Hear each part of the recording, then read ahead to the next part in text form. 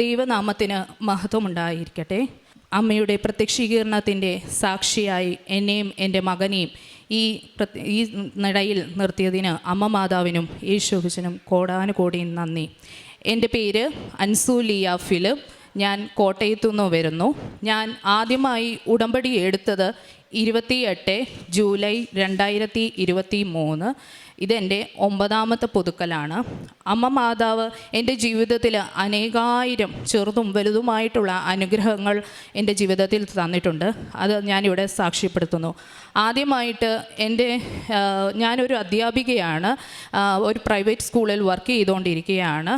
അപ്പോൾ കേറ്ററ്റ് എന്ന പരീക്ഷ ഗവൺമെൻറ് വളരുന്നത് കമ്പൽസറി ആയി. അപ്പോൾ ഞാൻ ഒരു 10 വർഷത്തിൽ കൂടുതലായിട്ട് ഈ കേറ്ററ്റ് 1 എന്ന പരീക്ഷ എഴുതിക്കൊണ്ടിരിക്കുകയാണ്. പക്ഷേ യാതൊരു തരത്തിലുള്ള ഒരു വിജയവും എനിക്ക് കാണുവാൻ സാധിച്ചില്ല. അപ്പോൾ എൻ്റെ ഫ്രണ്ടാണ് എന്നെ ഈ കൃപാസന പള്ളി പരിചയപ്പെടുത്തിയതും ഇവിടുത്തെ കാര്യങ്ങളെല്ലാം പറഞ്ഞു തന്നത്. അങ്ങനെ ഞാൻ ഉടമ്പടി എടുത്തു. അമ്മ മാതാവിനോട് നിയോഗമായി എൻ്റെ ഈ കേറ്ററ്റ് എക്സാം ഞാൻ പറയുകയും ചെയ്തു. അപ്പോൾ എൻ്റെ മനസ്സിൽ പെട്ടെന്നൊരു പ്രയാസമായിരുന്നു. ഇത്രയും പരീക്ഷ എഴുതിയിട്ട് യാതൊരു തരത്തിലുള്ള ഒരു വിജയവും എനിക്ക് സാധിക്കുന്നില്ലല്ലോ എന്ന്.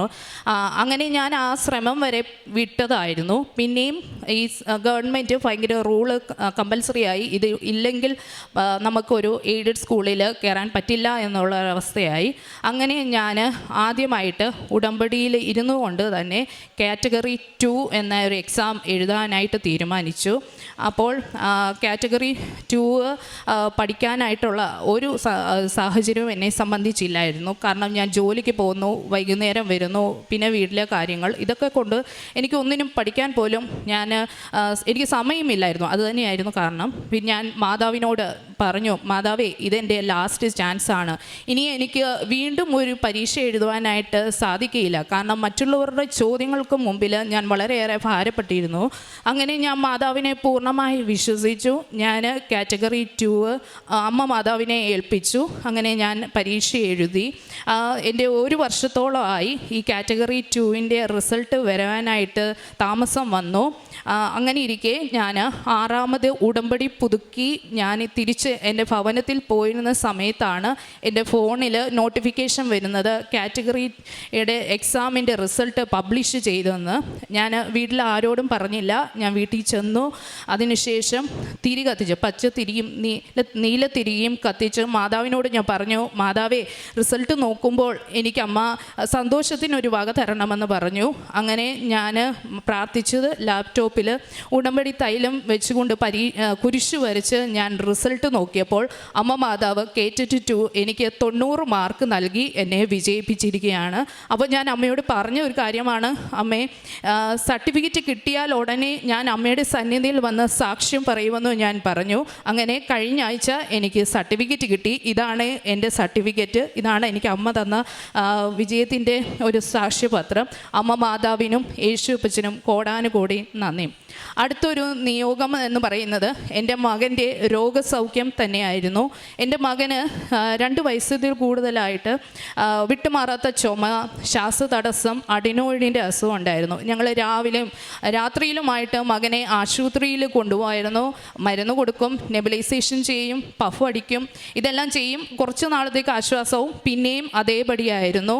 അങ്ങനെ ഞാൻ അതും മാതാവിൻ്റെ സന്നിധിയിൽ ഞാൻ പറഞ്ഞു, മാതാവേ, അത് ഞങ്ങൾക്ക് ഭയങ്കര പ്രയാസമാണ്, കുഞ്ഞിനും പ്രയാസമാണ്. കാരണം കുഞ്ഞിന് ഇഷ്ടമുള്ള സാധനങ്ങളൊന്നും തന്നെ കഴിക്കാൻ പറ്റാത്ത അവസ്ഥയാണ്. കാരണം കുഞ്ഞ് എന്ത് കഴിച്ചാലും അത് ചുമയിലൂടെ പിന്നീട് ഛർദിലായി കുഞ്ഞും അസ്വസ്ഥതയിലൂടെയാണ് പോകുന്നത്.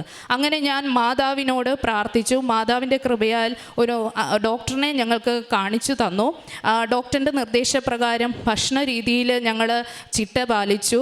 അതുപോലെ തന്നെ എല്ലാ ദിവസവും മകന് ഞാൻ ഉടമ്പടി തേനും ഉടമ്പടി ഉപ്പും ഞാൻ മകന് കൊടുക്കുമായിരുന്നു. ഉടമ്പടി തൈലം നെറ്റിയിൽ രാവിലെയും പകലും ഞാൻ മകനെ നെറ്റിയിൽ കുരിശ് വെച്ച് പ്രാർത്ഥിച്ചു. ഒരു ദിവസം ഞാനിവിടെ വന്ന അമ്മയോട് പറഞ്ഞു, എൻ്റെ മകന് ഇനി ഡോക്ടറിനെ കാണാൻ പോകുന്ന സന്ദർഭത്തിൽ ഡോക്ടർ പറയുകയാണ്, ഇനി പഫും വേണ്ട, നെബുലൈസേഷനും വേണ്ട, അവന് പൂർണ്ണമായി സൗഖ്യം കിട്ടി എന്ന് പറയണം. അങ്ങനെയുണ്ടെങ്കിൽ ഞാൻ മാതാവിനെ കൊണ്ടുവന്ന് എൻ്റെ കുഞ്ഞിനെ കാണിക്കുമെന്ന് പറഞ്ഞു. ഞാൻ എന്താണോ മാതാവിനോട് പറഞ്ഞത്, മാതാവ് അതേപടി എനിക്ക് ഡോക്ടറിൻ്റെ വായിൽ നിന്ന് അത് തന്നെ എനിക്ക് കേൾക്കുവാൻ സാധിച്ചു. മകന് ഇപ്പോൾ ഒരു കുഴപ്പവുമില്ല, മകൻ പൂർണ്ണ സൗഖ്യമാക്കിയിരിക്കുകയാണ്. ഞാൻ മാതാവിനോട് പറഞ്ഞതുപോലെ മാതാവിൻ്റെ അടുത്ത് ഞാൻ കുഞ്ഞിനെ കൊണ്ട് കാണിച്ചു. അതുപോലെ തന്നെ ഈ അസുഖവുമായി ബന്ധപ്പെട്ട് ഞാൻ ഒരു സ്വപ്നമാണ് കണ്ടത്.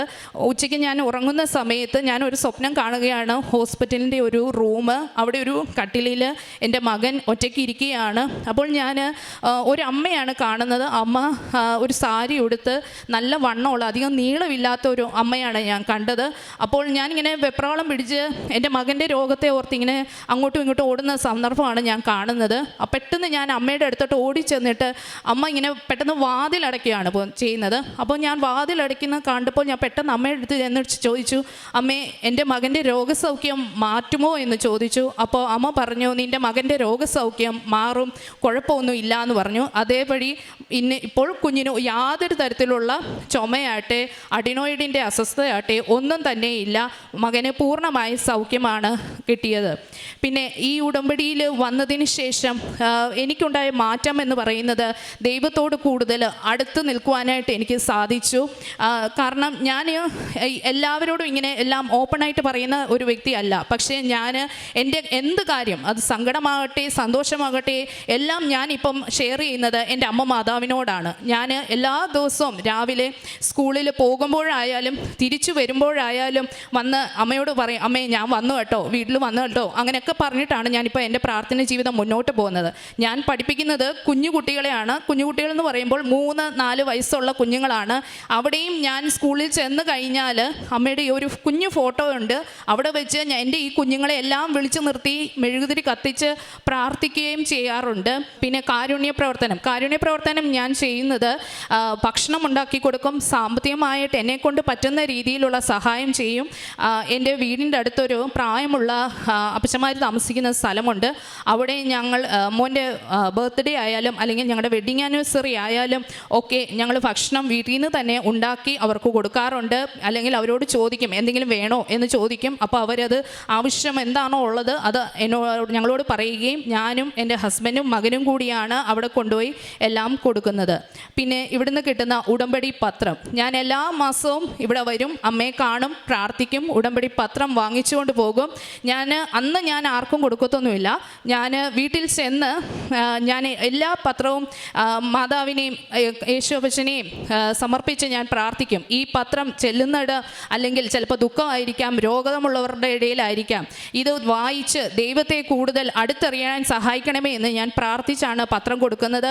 ഓരോ പത്രത്തിലും ഞാൻ ഉടമ്പടി തൈലം വെച്ച് കുരിശു വരയ്ക്കും. അതിനുശേഷം ഒരു വാക്യം ഞാൻ ആ ഓരോ പത്രത്തിൽ എഴുതി സ്കൂളിൽ ഞാനും മകനും ഒന്നിച്ചാണ് പോകുന്നത്. അപ്പോൾ ഞാൻ റോഡുകളിലും ഓട്ടോറിക്ഷയിൽ കിടക്കുന്ന അവിടുത്തെ ചേട്ടന്മാർക്കും കടകളിലും ഒക്കെയാണ് ഞാൻ ഉടമ്പടി പത്രം ഞാൻ കൊടുക്കുന്നത്. ആദ്യമൊക്കെ ഞാൻ പള്ളികളിലായിരുന്നു കൊടുത്തുകൊണ്ടിരുന്നത്. പള്ളികളിലൊക്കെ കൊടുക്കുമ്പോൾ ഒരു 10 മിനിറ്റിനുള്ളിൽ പത്രമെല്ലാം പെട്ടെന്ന് തീരും. അപ്പം എനിക്ക് തന്നെ ഒരു സംതൃപ്തിയില്ല. ഇത് പെട്ടെന്ന് തീർന്നാൽ പോരാല്ലോ, നമ്മുടെ സാക്ഷ്യം അവരെ അറിയിച്ചുകൊണ്ട് വേണമല്ലോ പറയാൻ. അങ്ങനെ ഞാൻ മാതാവിനോട് പറഞ്ഞു, അമ്മേ ഞാൻ ഇനിയും പള്ളികളിലൊന്നും പത്രം കൊടുക്കില്ല, ഞാനിങ്ങനെ മറ്റുള്ളവർക്കേ കൊടുക്കത്തുള്ളൂ. അന്ന് മുതൽ ഞാൻ പള്ളികളിൽ കൊടുക്കുന്നത് നിർത്തി. ഞാൻ ഇതുപോലെ റോഡുകളിലൊക്കെ പോകുന്നവർക്കും അടുത്തുള്ളവർക്കും എന്നോട് കൂടെ വർക്ക് ചെയ്യുന്നവർക്കും ഒക്കെയാണ് ഞാൻ എൻ്റെ പത്രം ഞാൻ കൊടുക്കുന്നത്. എല്ലാ ദിവസവും വളരെ ചിട്ടയായിട്ട് ഇപ്പം ഞാൻ ഏകദേശം ഒരു 4 വർഷത്തിൽ കൂടുതലായി ഉടമ്പടിയിലായിരിക്കുന്നു. ഇതിൽ ഇത്രയും വർഷമായിട്ട് ഒരു തരത്തിലുള്ള പ്രാർത്ഥന ജീവിതത്തിൽ ഞാൻ ഒരു മുടക്കവും വന്നിട്ടില്ല.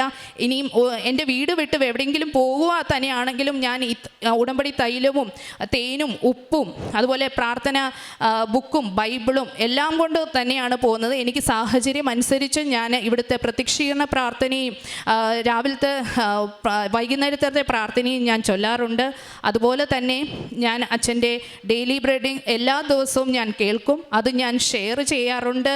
അതുപോലെ തന്നെ ഈ ഉടമ്പടിയിലായ്മ തൊട്ട് ഞാൻ ഈ സോഷ്യൽ മീഡിയയിൽ ഫോട്ടോസോ അങ്ങനെയൊന്നും ഇടുന്ന ഒരാളല്ല. പക്ഷേ ഞാൻ ഉടമ്പടിയിലായതിനു ശേഷം ഞാൻ എല്ലാ ദിവസവും ഒരു വാക്യം വെച്ച് ഞാൻ എൻ്റെ സ്റ്റാറ്റസായിട്ട് വാട്സപ്പിൽ ഷെയർ ചെയ്യുന്നുണ്ട്. അപ്പോൾ ഞാൻ അത്രയും വിചാരിച്ചില്ല എൻ്റെ ഈ സ്റ്റാറ്റസൊക്കെ കാണുന്നതുകൊണ്ട്. പക്ഷേ ഇത് കണ്ട് പലരും എന്നോട് വന്ന് പറഞ്ഞു, ഇത് മാമിൻ്റെ വാക്യം കാണുമ്പോൾ ഞങ്ങൾക്കൊരു സന്തോഷമാണ് അന്നത്തെ ദിവസമെന്ന്. അതൊക്കെ കേട്ടപ്പോൾ വളരെ വളരെ സന്തോഷമാണ് ഉണ്ടായത്. പറയുന്നത്. പിന്നെ എൻ്റെ ജീവിതത്തിലും എൻ്റെ കുഞ്ഞിൻ്റെ ജീവിതത്തിലും ചെയ്തു തന്ന എല്ലാവിധ അനുഗ്രഹത്തിനും അമ്മ മാതാവിനും യേശു അപ്പച്ചനും നന്ദി പറയുന്നു. എല്ലാ ദിവസവും ഞാൻ പ്രാർത്ഥിക്കുന്ന ഒരു കാര്യമെന്ന് പറയുന്നത് ആയുസ്സും ആരോഗ്യവും ബലവും ശക്തിയും ഉള്ളിടത്തോളം കാലം ഉടമ്പടിയിലൂടെ ജീവിക്കാൻ എന്നെ എൻ്റെ കുടുംബത്തെയും സഹായിക്കണമേ എന്ന് മാത്രമാണ്. ഞാനൊരു മർത്തോമക്കാരിയാണ്. മർത്തോമക്കാരിയായ ഞാൻ സ്റ്റാറ്റസ് ഇട്ടേക്കുന്നത്, എൻ്റെ പ്രൊഫൈൽ പിക്ചർ ഇട്ടേക്കുന്നത് മാതാവിൻ്റെ പിക്ചറാണ്. മർത്തോമയിലുള്ളവർക്കറിയാം ഞങ്ങൾക്ക് മാതാവില്ല എന്ന്. പക്ഷെ പലരും എന്നോട് ചോദിച്ചു എന്തിനാണ് ഈ മാതാവിനെ ഇട്ടേക്കുന്നത്. പക്ഷേ അപ്പോൾ ഞാൻ പറഞ്ഞു അത് എൻ്റെ വിശ്വാസമാണ് മാതാവിനോടുള്ളത്. കാരണം അമ്മയോട് പറഞ്ഞാൽ അമ്മ മകനോട് പറയും എൻ്റെ ആവശ്യങ്ങൾ. അപ്പോൾ മകൻ അത് ഒരിക്കലും നിരസിക്കാൻ പറ്റില്ല എന്നുള്ളൊരു വിശ്വാസമുണ്ട്. ഇന്ന് എനിക്ക് നാളത്തെക്കുറിച്ചുള്ളൊരു വിചാരമില്ല. കാരണം ദൈവം നമ്മളെ ഈ ഭൂമിയിൽ ജീവിച്ച് ഇറങ്ങിയിട്ടുണ്ടെങ്കിൽ ദൈവത്തിന് നമ്മളെക്കുറിച്ചൊരു പദ്ധതി ഉണ്ടെന്നുള്ളൊരു വിശ്വാസത്തോടു കൂടിയാണ് മുന്നോട്ട് പോകുന്നത്. ഇനി എന്നും മാതാവിനെ തന്നെ മുറുകെ പിടിച്ചുകൊണ്ട് മുന്നോട്ട് പോകാനാണ് ഞാൻ ആഗ്രഹിക്കുന്നത്. ദൈവത്തിനും യേശുപ്പച്ചനും കോടാനുകൂടി നന്ദി. ബാറൂക്ക് 2:16 കർത്താവെ, അങ്ങയുടെ വിശുദ്ധ വാസസ്ഥലത്ത് നിന്ന് ഞങ്ങളെ കടാക്ഷിക്കുകയും ഞങ്ങളോട് കാരുണ്യം കാണിക്കുകയും ചെയ്യണമേ. കർത്താവെ, ചെവി ചായ്ച്ച് കേൾക്കണമേ. അൻസു ലയ ഫിലിപ്പ് എന്ന ഈ മകൾ തൻ്റെ കേറ്ററ്റ് പരീക്ഷ വിജയിക്കുന്നതിന് വേണ്ടി പരിശുദ്ധ അമ്മയുടെ തിരുനടയിൽ ഉടമ്പടിയെടുത്ത് ജീവിച്ചു തുടങ്ങിയതാണ് നമ്മളോട് സാക്ഷ്യപ്പെടുത്തിയത്. കേറ്ററ്റ് 1 10 തവണയോളം എഴുതി പരാജയപ്പെട്ട് തൻ്റെ കഴിവ് കൊണ്ട് അതിനെ നേടിയെടുക്കുവാനാവില്ല എന്ന ഒരു ചിന്ത മനസ്സിൽ ഉടലെടുക്കുമ്പോഴാണ് കൂട്ടുകാരി വഴി കൃപാസനത്തെക്കുറിച്ച് കേൾക്കുന്നതും അമ്മയുടെ തിരുനടയിൽ വന്ന് കുഞ്ഞിൻ്റെ രോഗസൗഖ്യത്തിനും തൻ്റെ ഈ പരീക്ഷാ വിജയത്തിനും വേണ്ടി അമ്മയോട് പ്രാർത്ഥിക്കുന്നത്. കേറ്ററ്റ് 2 ആണ് പിന്നീട് മകൾ എഴുതുവാനായി തീരുമാനിക്കുന്നത്. പഠിക്കുവാൻ അധിക ദിവസങ്ങൾ കിട്ടിയില്ലെങ്കിൽ കൂടിയും പൂർണ്ണമായും അമ്മയിൽ ശരണപ്പെട്ട് പ്രാർത്ഥിച്ചുകൊണ്ട് ആ പരീക്ഷയ്ക്ക് പോവുകയും പരീക്ഷ എഴുതുമ്പോൾ ഏറെ പ്രയാസകരമായിരുന്നെങ്കിലും അമ്മ മാതാവ് not by merit but by grace എന്ന ഉടമ്പടിയുടെ ആ കൽപ്പന പ്രകാരം മകൾക്ക് ദൈവകൃപയാൽ പരീക്ഷ ആദ്യ അവസരത്തിൽ തന്നെ വിജയിക്കുവാനുള്ള അനുഗ്രഹം നൽകിയതിനെ സന്തോഷത്തോടെ സാക്ഷ്യപ്പെടുത്തി. അതോടൊപ്പം കുഞ്ഞിനുണ്ടായ രോഗക്ലേശങ്ങൾ ഏറെ നാളുകൾ രാവും പകലും തുടർച്ചയായി ആശുപത്രിയിൽ പോയി മരുന്ന് വാങ്ങി ഏറെ കഷ്ടപ്പെട്ടിരുന്ന കുടുംബം അമ്മ മാതാവിൻ്റെ ഉടമ്പടി നേർച്ച വസ്തുക്കൾ, ഉടമ്പടി തൈലം, ഉടമ്പടി ഉപ്പ്, തേൻ എന്നിവ നൽകിക്കൊണ്ട് അമ്മയ്ക്ക് മകനെ ഏൽപ്പിച്ചു കൊടുത്ത് ആ നാളുകളിലൂടെ കടന്നു പോകുമ്പോൾ പൂർണ്ണമായും രോഗം സൗഖ്യപ്പെട്ടതിനെ സന്തോഷത്തോടുകൂടി അൾത്താരയിൽ സാക്ഷ്യപ്പെടുത്തുന്നു. ഈ മകളുടെ സാക്ഷ്യത്തിൻ്റെ ബലം അത് വിശ്വാസം ഏതൊരിടത്തും പ്രഘോഷിക്കുവാനുള്ള ധൈര്യമാണ്. മകൾ സൂചിപ്പിച്ചു, താനൊരു മാർത്തോമാക്കാരിയാണെങ്കിലും പരിശുദ്ധമ്മയുടെ ചിത്രം എൻ്റെ സ്റ്റാറ്റസായി ഇടുന്നതിനും എൻ്റെ കവർ പിക്ചറായി ഇടുന്നതിനും ഞാൻ എപ്പോഴും ശ്രദ്ധിക്കുകയും മറ്റുള്ളവരൊക്കെ എൻ്റെ ഫോൺ എന്നെ കാണുന്നത് മാതാവിൻ്റെ ചിത്രം കണ്ടുകൊണ്ടാണ്. അതുകൊണ്ട് തന്നെ ഒത്തിരി പേർക്ക് എന്തുകൊണ്ട് മാതാവിൻ്റെ ചിത്രമിട്ടു എന്ന ചോദ്യമുണ്ട്. ആ ചോദ്യത്തിന് അവരോട് ഈ വിശ്വാസം കൈമാറുവാനുള്ള വഴിയായി എനിക്ക് മാറുകയും ചെയ്യുന്നു. അതോടൊപ്പം പ്രേക്ഷിത പ്രവർത്തനം ചെയ്യുമ്പോഴും ഒരു കൃപാസനം പത്രം അത് കൊടുത്തു പോകുന്നതിലല്ല, മറിച്ച് തൻ്റെ വിശ്വാസ അനുഭവങ്ങളെ പങ്കുവെച്ചുകൊണ്ട് അതിനെ കൈമാറുന്നതിനാണ് മകളെപ്പോഴും ശ്രദ്ധിക്കുന്നത്. പ്രിയമുള്ളവരെ, ഉടമ്പടി ജീവിതം വിശ്വസ്തതയുള്ള ഒരു ദൈവബന്ധത്തിലേക്ക് നമ്മളെ ഓരോരുത്തരെയും ക്ഷണിക്കുകയാണ്. ഉത്തരവാദിത്തമുള്ള ഒരു ദൈവബന്ധത്തിലേക്കാണ് നമ്മളെ ക്ഷണിക്കുന്നത്.